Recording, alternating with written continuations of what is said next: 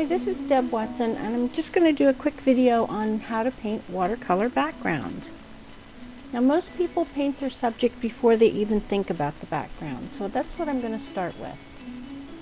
In this rose, which I'm doing for my next watercolor lesson, I have painted the rose, and I wet the background down as much as I could so it's nice and damp.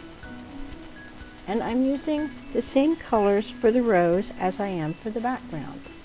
I just am using a limited palette. And you can see I use a big brush to put most of the color down, but then I use a small brush to work it carefully around the flower, because I really don't want a lot of hard edges around the flower. I'm still trying to work fairly loose. This watercolor palette is red, yellow, green, and I think blue-violet. And you have to be very careful when your subject is already painted. So you can't really let the watercolor paint spread and mix as much as I'd like to on the paper. So this background's going to stay fairly light. Another way it's nice to keep a wet background going, because most people have a hard time. It starts to dry before they're done with it.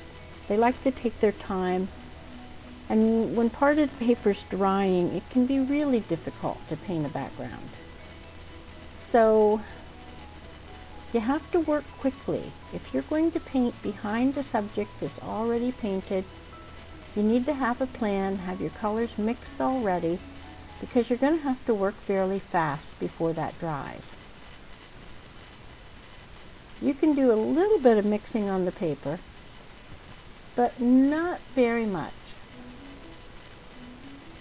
And I already have done a couple studies of this, and I know how I want the paint to go.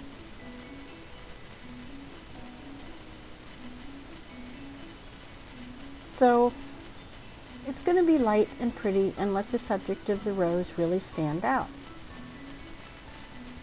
You can see I'm doing a little bit of spattering. I like to break up some areas and then just touch them with a little bit of clean water to make water spots. So I'm not moving the paint around on the paper with my brush. I'm just putting it on and letting it mix and being very careful. And this is how you paint a background after you've painted the subject. Now I'm going to show you how to paint a background before you paint the subject. You can see this is the same composition, it's the same colors, and I masked out my subject. I wet the paper down, and now I can really slop the paint on. I don't have to worry about being careful. I can get some really nice thick saturated paint. Once again, I'm going to let it mix on the paper. I'm using gravity to mix instead of my brush. You get much better results. And as long as it's sloppy wet, I can keep adding paint and playing with it and do whatever I want. I think this is kind of fun. I like this much better than painting it after the subject is painted. And you see, you can even add a little more water with the misting bottle, because it's not going to get on the rose. The rose is masked out.